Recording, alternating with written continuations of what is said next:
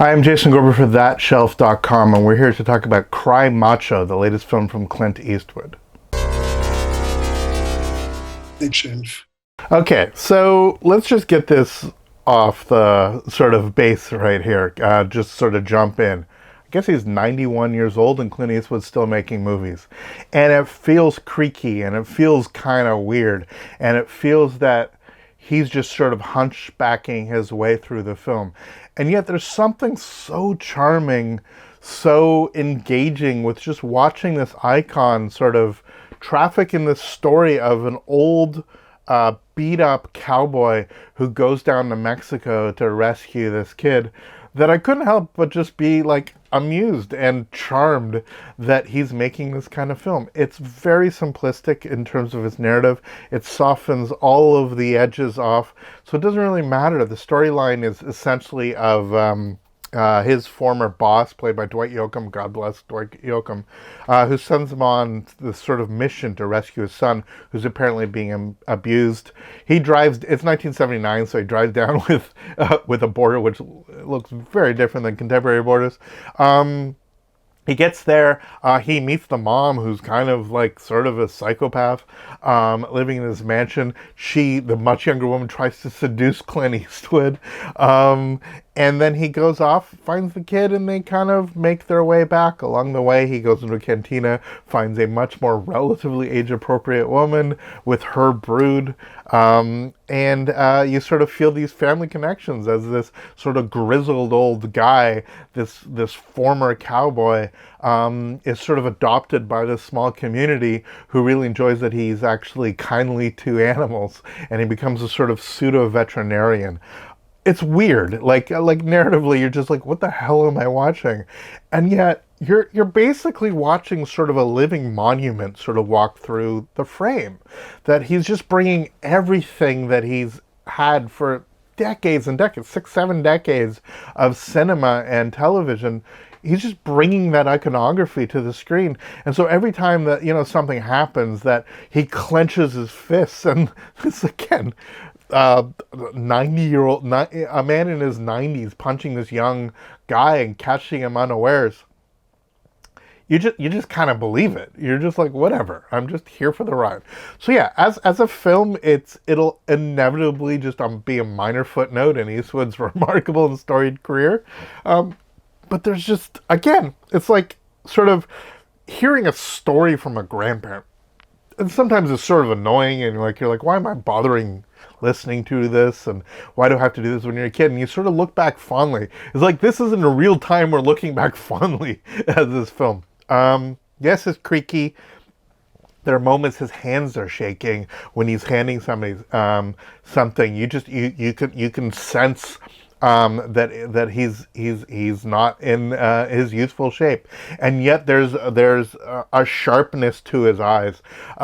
There's something penetrating about just this remarkable character with this incredible visage. There's some beautiful shots of him just sort of laying down in the desert. You're kind of worried that he's going to make sounds while he does it, but just his icon with the iconic shape with his hat and the cut of his face shattered against the sky, and it's just like, this is great.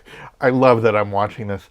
It's a film where he naps all the time. There's a lot of naps, and yet it sort of feels in keeping with the character. It sort of works. Everything works out much simpler than it ever should. There's no real sense of dread, but whatever. Again, you're sort of luxuriating in all things Eastwoodian. And forget his politics, forget all the nonsense. Just, when we say that they don't make people like this anymore, it's not some sort of weird hagiography of who these characters were, but fundamentally, there's just not many people that just bring as much sort of cinematic visual baggage, in a positive and negative sense, to him on the screen. So in many ways, it just feels this burst of nostalgia, of affection, of just laughing at about how silly it is, and being warmed about how affectionate everything is being played. I think the performances aren't particularly amazing. Definitely feels like a telenovela often. Everything is really kind of trite. and yet somehow, some way, the film just doesn't feel like a complete and utter failure. It it's so much in part because he brings that charisma to the screen that you're kind of allowing him to be this indulgent. You're kind of giving him, just saying, okay, Grandpa, tell me the story. I'm going to accept it. It is much less polemical than many of his other films, recent films. So it doesn't feel angry. It doesn't feel like he's got something to prove. He's got nothing to prove. It's one, one take wonder. He's just like, this is very much a film like, fuck it, I just want to make this. And if this is the last film, it's kind of like a really interesting one to end off on. He might still keep making films, who knows? But the spark of his eyes is absolutely still there, even as his body continues to age. People have made the point that, when he was in his 40s, people were complaining that he's too old to play this nonsense. Here he is 5 decades later, still proving everybody wrong. And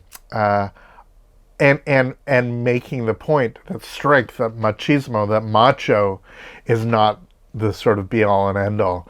That all of that stuff can be put aside, and it really has to do with the nature of your character. Again, totally trite, and yet completely in keeping with what the spirit of this film is, and the sort of, as I said, the warmth of the performance. I think this, for many people, they'll just see it and it'll just be sort of background noise, but I think it'll be something, again, that we will look back on and sort of watch it within his huge, huge can of work and go, like, oh, so this is what he did towards the end of his career. Why not? Let him, he had it. Let's give him the chance that he still has the sort of temerity to say he's still a storyteller, that he's a director, that he's somebody who puts this stuff together, that with all the people, that he's not just showing up as a character actor and doing his shtick. He's actually finding stories that he wants to tell and stuff to present.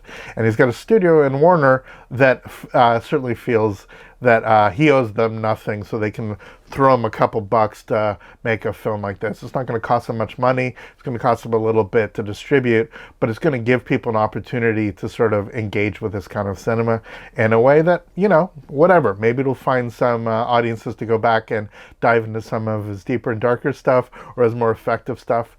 But, for now, we'll just sort of enjoy Cry Macho as a little bit of a trifle, a little bit of a, why not let the guy have another pass at glory? He's certainly earned it, and let him own this character. Let him own this iconography. For thatshelf.com, I'm Jason Gorber. Thank you so much for watching. We will see you next video.